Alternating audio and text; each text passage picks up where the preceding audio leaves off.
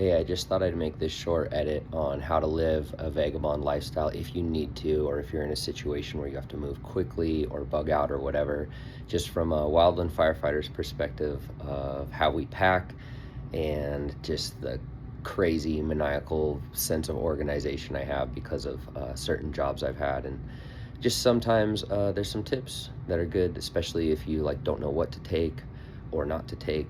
Here's an example of what I do. Let's start with footwear. Now, I know you ladies have about 18,000 times as much shoes as this, but just be practical. Have some stuff that's by the pool, classy, and then functional. And then you can, address your needs from there. Here we got the gym bag with gym shoes. Kettlebell is an entire gym in itself.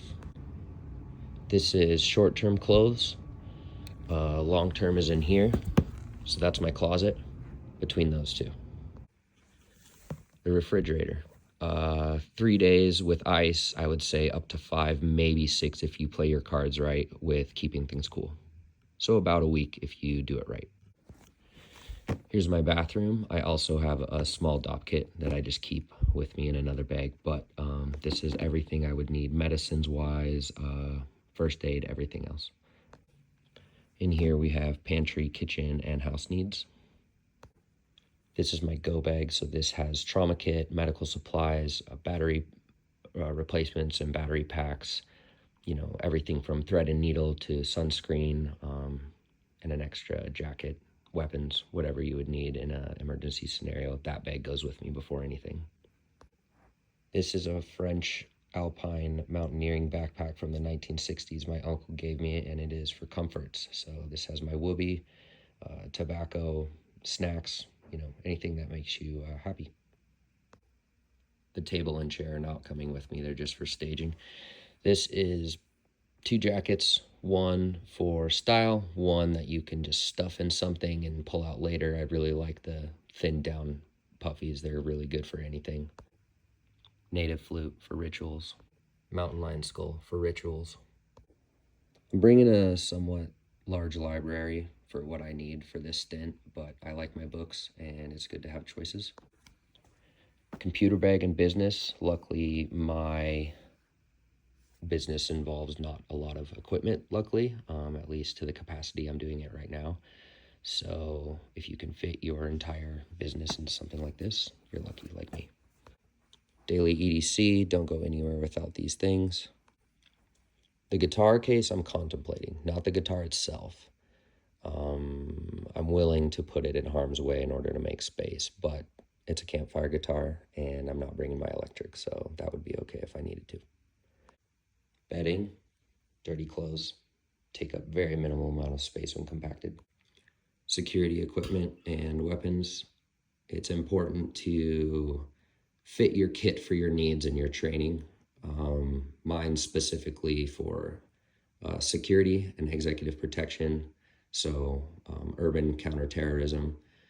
But I'm also looking at getting into counter poaching, which is why none of my stuff is camouflaged, because most African countries, camouflage is illegal unless you are active military. So a lot of my stuff is OD green. And this is everything I'm not taking. This is staying in storage.